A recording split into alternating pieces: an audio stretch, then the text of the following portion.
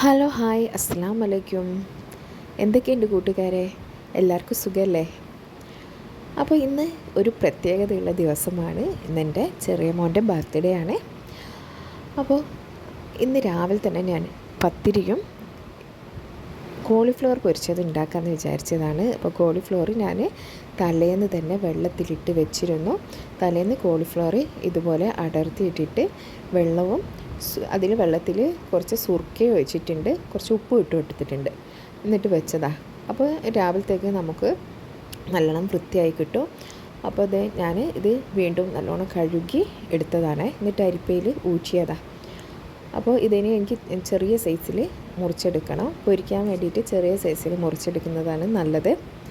അപ്പോൾ ഞാനിതൊക്കെ ഇങ്ങനെ മുറിച്ചെടുക്കുന്നുണ്ട്. ഇത് മുഴുവൻ ഉപയോഗിക്കുന്നില്ല കേട്ടോ. ബാക്കി ഞാൻ വെള്ളമൊക്കെ നല്ലോണം വാർന്ന് കഴിഞ്ഞാൽ ഒരു ടിഫിനിലാക്കിയിട്ട് ഫ്രിഡ്ജിൽ വെക്കും. പിന്നെ നമുക്ക് ആവശ്യത്തിന് യൂസ് ചെയ്യാൻ പറ്റും. പിന്നെ നമുക്ക് എടുക്കുമ്പോൾ പെട്ടെന്ന് കഴുകാനുള്ള പാടൊന്നുമില്ലല്ലോ. ഇതൊക്കെ നല്ലോണം വെള്ളത്തിലിട്ട് കുറേ ടൈം വെള്ളത്തിലിട്ട് വെച്ച് കഴുകേണ്ട സാധനമാണല്ലോ, അല്ലെങ്കിൽ ഇതിലൊക്കെ മരുന്നടിച്ച് വരുന്നതല്ലേ. അപ്പോൾ ഇങ്ങനെ ചെയ്ത് വെച്ചാൽ നമുക്ക് പെട്ടെന്ന് തന്നെ യൂസ് ചെയ്യാൻ പറ്റും. ഞാനങ്ങനെയാണ് എപ്പോഴും ചെയ്യാറ്. ഈ വീഡിയോ കാണുന്ന പുതിയ കൂട്ടുകാരുണ്ടെങ്കിൽ ഒന്ന് നമ്മുടെ വീഡിയോ സബ്സ്ക്രൈബ് ചെയ്യണേ. അതുപോലെ തന്നെ നമ്മുടെ മുമ്പത്തെ വീഡിയോകളെല്ലാം ഒന്ന് കണ്ട് അത് നിങ്ങളുടെ അഭിപ്രായമൊക്കെ ഒന്ന് കമൻറ്റിൽ അറിയിക്കണേ. അപ്പോൾ ഞാനിതൊക്കെ ഇങ്ങനെ മുറിച്ചെടുക്കുകയാണ്. ഈ വീഡിയോയിൽ ഞാൻ എൻ്റെ മോൻ്റെ ബർത്ത്ഡേക്ക് മുറിച്ച കേക്കിൻ്റെ ഒരു ക്ലിപ്പ് കാണിക്കുന്നുണ്ട്. ഞാൻ തന്നെ ഉണ്ടാക്കിയ ഒരു കേക്കാണ്. ആരും വീഡിയോ സ്കിപ്പ് ചെയ്യല്ലേ, സ്കിപ്പ് ചെയ്യാതെ കാണാം. നിങ്ങൾക്ക് ചെറിയൊരു കോമഡി ഉണ്ട് അതിൽ.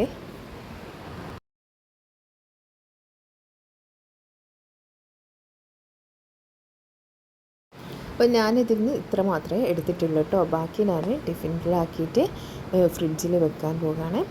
അപ്പോൾ ഇതിലേക്ക് ഇനി ഇട്ട് കൊടുക്കേണ്ടത് ആവശ്യത്തിനുള്ള ഉപ്പ്, പിന്നെ മുളക് പൊടി, മഞ്ഞൾപ്പൊടി, പിന്നെ ഞാൻ കുറച്ച് ചിക്കൻ മസാലപ്പൊടി ഇട്ട് കൊടുക്കുന്നുണ്ട്. അതുപോലെ തന്നെ കുറച്ച് ഗരം മസാലപ്പൊടി. ഇനി ഇത് നമ്മൾ കൈ വെച്ചിട്ട് നല്ലോണം ഒന്ന് കൂട്ടി യോജിപ്പിക്കുക. കണ്ടില്ലേ, നല്ലോണം ഒന്ന് ഇളക്കി കൊടുക്കണം കേട്ടോ. എന്നാലേ എല്ലായിടത്തും ഉപ്പും മുളകൊക്കെ പിടിക്കത്തുള്ളൂ. ഞാൻ ചായക്കുള്ള വെള്ളം വെച്ചിരുന്നു. അപ്പോൾ വെള്ളം തിളച്ചപ്പോൾ ഞാനിത് ചായ ആക്കിയതിന് ഫ്ലാസ്കിലേക്ക് ഒഴിക്കുകയാണ്. ഇനി നമുക്കൊരു ചീനച്ചട്ടി വെച്ചിട്ട് കുറച്ച് വെളിച്ചെണ്ണ ഒഴിച്ച് കൊടുക്കാം. ഓവറായിട്ടൊന്നും ഒഴിക്കണ്ടേ, കുറച്ച് വെളിച്ചെണ്ണ ഒഴിച്ചിട്ട് കോളിഫ്ലവർ ഇട്ട് നല്ലോണം പൊരിച്ചെടുക്കുക. സിമ്മിൽ വെച്ച് പൊരിച്ചെടുക്കണം. നല്ല ടേസ്റ്റുള്ള ഒരു കോളിഫ്ലവർ റെസിപ്പി തന്നെയാണിത്. അപ്പോൾ അതേ എൻ്റെ മോൻ്റെ ബർത്ത്ഡേ എൻ്റെ കേക്ക് മുറിക്കാൻ വേണ്ടിയിട്ട് ഞാനിങ്ങനെ ടേബിളൊക്കെ ഒന്ന് സെറ്റ് ചെയ്തതാണ്. വലിയ സെറ്റപ്പൊന്നുമില്ല, നമ്മളോട് കൊണ്ടാവുന്ന വിധം സെറ്റ് ചെയ്തതാണ്. അപ്പോൾ ഞാനിൻ്റെ കേക്ക് എടുക്കാൻ പോയതാണ്. അപ്പോൾ കേക്കും കൊണ്ട് വരും. കേക്ക് ഞാൻ ഉണ്ടാക്കിയത് ഒരു ചെമ്പിൻ്റെ മൂടിയിലായിരുന്നു. എന്നിട്ട് വേറൊരു ചെമ്പ് വെച്ച് ഞാൻ മൂടി വെച്ചതാണ്. ഫ്രിഡ്ജിൽ വെക്കുമ്പോൾ തുറന്ന് വെക്കാൻ എനിക്കൊരു പേടിയായിട്ട് ഞാനതൊന്ന് മൂടി വെച്ചതായിരുന്നു ചെമ്പ് ഉപയോഗിച്ച്. നല്ല ഭംഗിയൊന്നും ഇല്ലെങ്കിലും കഴിക്കാൻ നല്ല ടേസ്റ്റ് ഉണ്ടായിരുന്നു കേട്ടോ. പക്ഷേ ഫിനിഷിങ് കുറവേനും. ഇതന്നെ ഞാൻ കുറേ കഷ്ടപ്പെട്ടിട്ട് ഉണ്ടാക്കിയതാണ് കേട്ടോ. അപ്പോൾ ഈ കേക്കിൻ്റെ പറ്റി നിങ്ങളുടെ അഭിപ്രായം ഒന്ന് അറിയിക്കുക. നിങ്ങൾക്ക് ഇഷ്ടപ്പെട്ടോ ഇഷ്ടപ്പെട്ടില്ലേ ഒന്നറിയിക്കുക. എന്തായാലും ടേസ്റ്റ് അടിപൊളിയാട്ടോ. നല്ല ഞാൻ വിപ്പിംഗ് ക്രീം യൂസ് ചെയ്തിട്ടാണ്, റിച്ചിൻ്റെ വിപ്പിംഗ് ക്രീം യൂസ് ചെയ്തിട്ട് ഉണ്ടാക്കിയ കേക്കാണ്.